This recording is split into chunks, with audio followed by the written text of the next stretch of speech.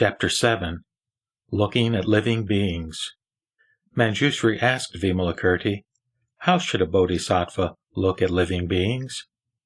Vimalakirti replied, a bodhisattva should look at living beings like an illusionist does at the illusory men he has created, and like a wise man looking at the moon's reflection in water, at his own face in a mirror, at the flame of a burning fire, at the echo of a calling voice, at flying clouds in the sky, at foam in a liquid, at bubbles on water, at the empty core of a banana tree, at a flash of lightning, at the non-existent fifth element beside the four that make the human body, at the sixth aggregate beside the five that make a sentient being, at the seventh sense datum beside the 6 objects of sense, at the 13th entrance or ayatana beside the 12 involving the 6 organs and 6 sense data, at the 19th realm of sense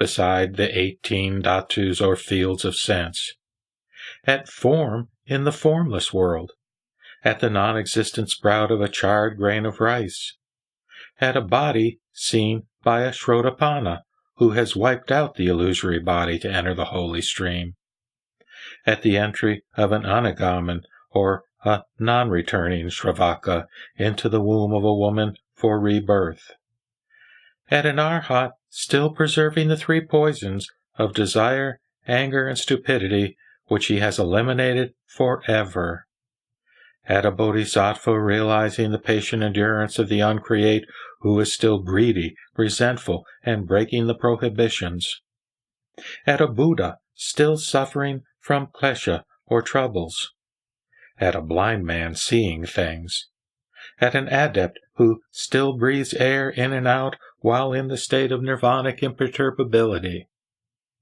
at the tracks of birds flying in the air, at the progeny of a barren woman, at the suffering of an illusory man, at a sleeping man seeing he is awake in a dream, at a devout man realizing nirvana who takes a bodily form for another reincarnation, and at a smokeless fire.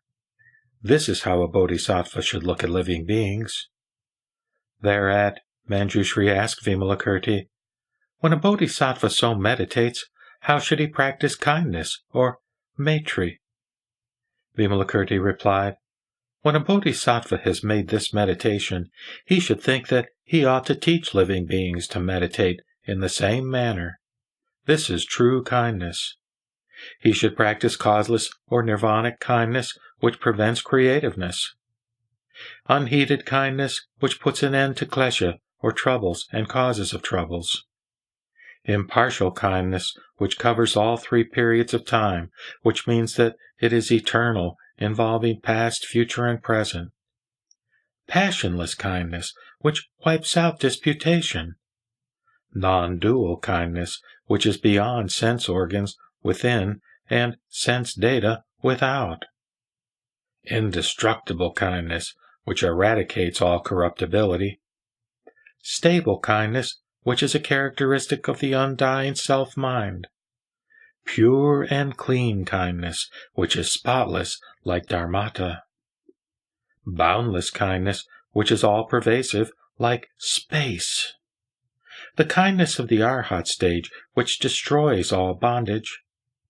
the Bodhisattva kindness which gives comfort to living beings, the Tathagata kindness which leads to the state of thatness, the Buddha kindness which enlightens all living beings, spontaneous kindness which is causeless, Bodhi kindness which is of one flavor, that is, uniform and unmixed wisdom, unsurpassed kindness which cuts off all desires, merciful kindness which leads to the Mahayana path, untiring kindness because of deep insight into the void and non-existent ego, Dharma bestowing or dana kindness which is free from regret and repentance, precepts or sila upholding kindness to convert those who have broken the commandments, patient or kshanti kindness, which protects both the self and others. Zealous or virya kindness, to liberate all living beings. Serene or dhyana kindness, which is unaffected by the five senses. Wise or prajna kindness, which is always timely. Expedient or upaya kindness, to appear at all times for converting living beings. Unhidden kindness, because of the purity and cleanness of the straightforward mind. Profound-minded kindness, which is free from discrimination. Undeceptive kindness, which is faultless. And joyful kindness, which bestows the Buddha joy in nirvana. Such are the specialities of bodhisattva kindness. Manjushri asked Vimalakirti what should be his compassion, or karuna. Vimalakirti replied, his compassion should include sharing with all living beings all the merits he has won. Manjushri asked, what should be his joy, or mudita? Vimalakirti replied, he should be filled with joy on seeing others win the benefit of the Dharma with no regret whatsoever. Manjushri asked, what should he relinquish? Vimalakirti replied, in his work of salvation he should expect nothing, that is, no gratitude or reward in return. Manjushri asked, on what should he rely in his fear of birth and death? Vimalakirti replied, he should rely on the power of the Tathagata's moral merits. Manjushri asked, what should he do to win support from the power of the Tathagata's moral merits? Vimalakirti replied, he should liberate all living beings in order to win support from the power of the Tathagata's moral merits. Manjushri asked, what should he wipe out in order to liberate living beings? Vimalakirti replied, when liberating living beings, he should wipe out their klesha, or troubles and causes of troubles. Manjushri asked, what should he do to wipe out klesha? Vimalakirti replied, he should uphold right mindfulness. Manjushri asked, what should he do to uphold right mindfulness? Vimalakirti replied, he should advocate the unborn and the undying. Manjushri asked, what is the unborn and what is the undying? Vimalakirti replied, the unborn is evil that does not arise, and the undying is good that does not end. Manjushri asked, what is the root of good and evil? Vimalakirti replied, the body is the root of good and evil. Manjushri asked, what is the root of the body? Vimalakirti replied, craving is the root of the body.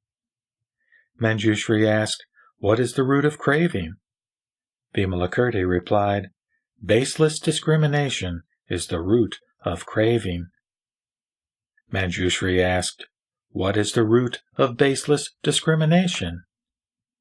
Vimalakirti replied, inverted thinking is the root of discrimination. Manjushri asked, what is the root of inverted thinking? Vimalakirti replied, non-abiding is the root of inverted thinking. Manjushri asked, what is the root of non-abiding? Vimalakirti replied, non-abiding is rootless. Manjushri, from this non-abiding root, all things arise. A goddess who had watched the gods, listening to the Dharma in Vimalakirti's room, appeared in bodily form to shower flowers on the bodhisattvas and the chief disciples of the Buddha in their honor. When the flowers fell on the bodhisattvas, they fell to the ground, but when they fell on the chief disciples, they stuck to their bodies and did not drop, in spite of all their efforts to shake them off. Thereat, the goddess asked Sariputra why he strove to shake the flowers off. Sariputra replied, I want to shake off these flowers which are not in the state of suchness. The goddess said, Do not say these flowers are not in the state of suchness. Why? Because they do not differentiate, and it is you alone who gives rise to differentiation. If you still differentiate after leaving home in your quest of Dharma, this is not the state of suchness. But if you no longer give rise to differentiation, this will be the state of suchness. Look at the bodhisattvas whose bodies do not retain the flowers. This is because they have put an end to differentiation. This is like a man taking fright who invites trouble for himself from evil people. So if a disciple fears birth and death, then form, sound, smell, taste, and touch can trouble him. But if he is fearless, he is immune from all the five sense data. In your case, it is because the force of habit still remains that these flowers cleave to your body. But if you cut it off, they will not stick to it. Sariputra asked, "How long have you been in this room?" The goddess replied, "My stay in this room is just like the Venerable Elder's liberation." Sariputra asked, "Do you then mean that you have stayed here for a long time?" The goddess retorted, "Does your liberation also involve time?" Sariputra kept silent and did not reply. The goddess then asked, "Why is the wise elder silent on this point?" Sariputra replied, "He who wins liberation does not express it in words. Hence, I do not know what to say." The goddess said, "Spoken and written words reveal liberation. Why? For liberation is neither within, nor without, nor in between, and words also are neither inside, nor outside, nor in between. Therefore, Sariputra, liberation cannot be preached without using words. Why? Because all things point to liberation."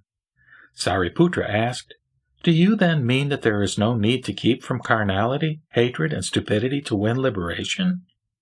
The goddess replied, "In the presence of those who are proud of their superior knowledge, the Buddha said it is important to keep from carnality, hatred, and stupidity in the quest of liberation. But where they are absent, he said that the underlying nature of carnality, hatred, and stupidity, that is, the self-nature, is identical with liberation." Sariputra exclaimed, "Excellent, goddess, excellent! What have you gained and experienced that gives you such an eloquence?" The goddess replied, "The fact that I neither gain nor experience anything gives me this eloquence." Why is it so? Because he who claims to have won and experienced something is arrogant in the eye of the Buddha Dharma. Sariputra asked, "Which of the three vehicles is your aim?" The goddess replied, "When I preach the Shravaka Dharma to convert people, I appear as a Shravaka. When I expound the 12 links in the chain of existence, I appear as a Pratyeka Buddha.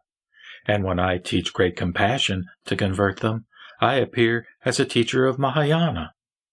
Sariputra, like those entering a kampa grove who smell only the fragrance of kampas to the exclusion of all other odors, those entering this room smell only the fragrance of Buddha merits, and no longer like the aroma of achievements by Shravakas and Pratyeka Buddhas.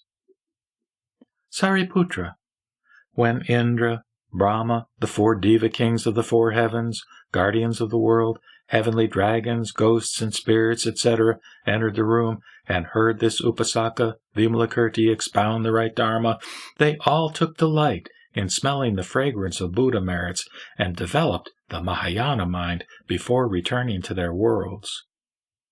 Sariputra, I have stayed here for 12 years, during which I have never heard the dharmas of Shravakas and Pratyeka Buddhas, but only the doctrine of great kindness and great compassion of the Bodhisattvas and the inconceivable Buddha Dharma. Sariputra, in this room there are always 8 unusual manifestations. Firstly, this room is illuminated by a golden light which is the same by day and by night, and does not depend on either sunlight or moonlight to light it up.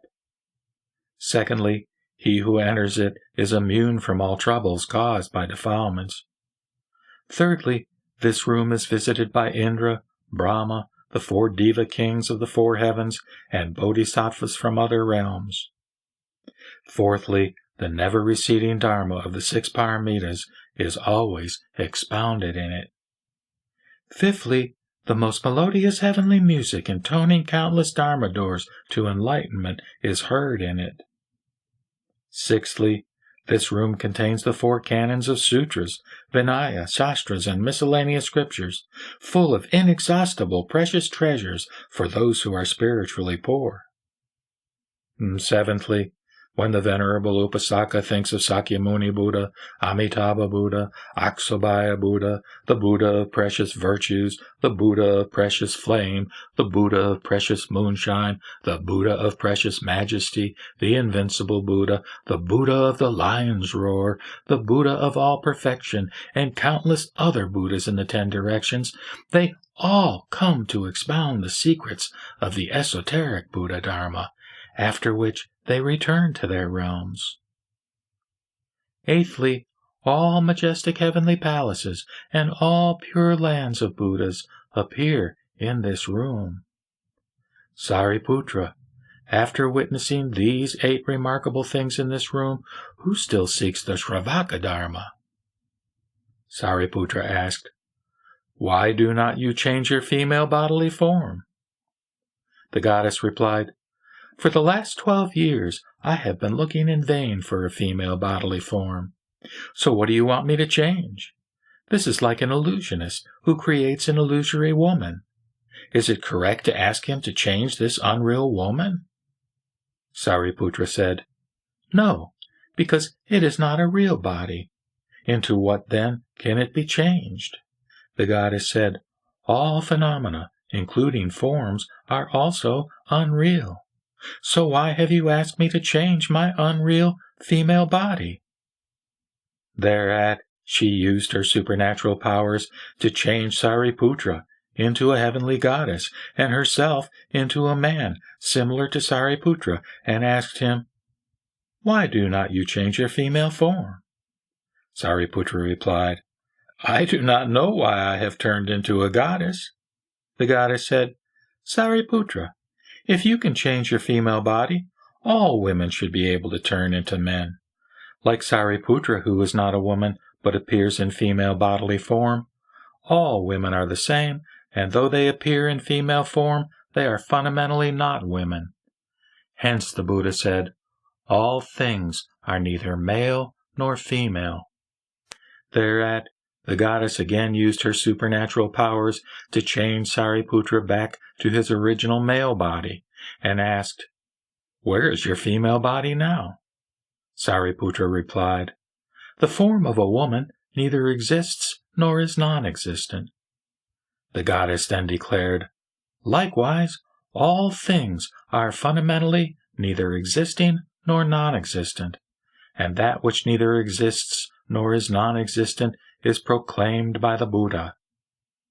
Sariputra asked, "When will you leave, that is, die, here, and where will you be reborn?"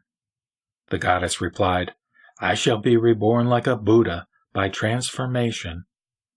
Sariputra interjected, "The Buddha's transformation body implies neither birth nor death." The goddess said, "Likewise, all living beings, fundamentally, are subject to neither death nor birth."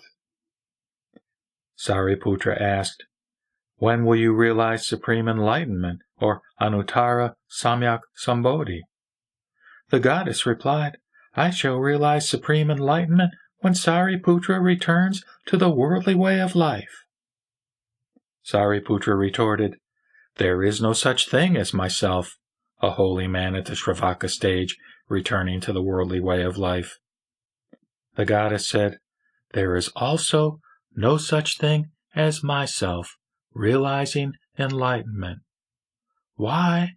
Because Bodhi, or enlightenment, is not an objective which can be realized. Sariputra retorted, "There are Buddhas as countless as sand grains in the Ganges who have realized and will win supreme enlightenment. What will you say of them?" The goddess said, The 3 periods of time, the past, future, and present, are spoken of to the common man as being in line with worldly thinking. But this does not mean that Bodhi, which is timeless or eternal, is tied to the past, future, and present. She then asked Sariputra, "Sariputra, have you realized our hardship?" Sariputra replied, "I have realized it because I hold no concept of winning anything."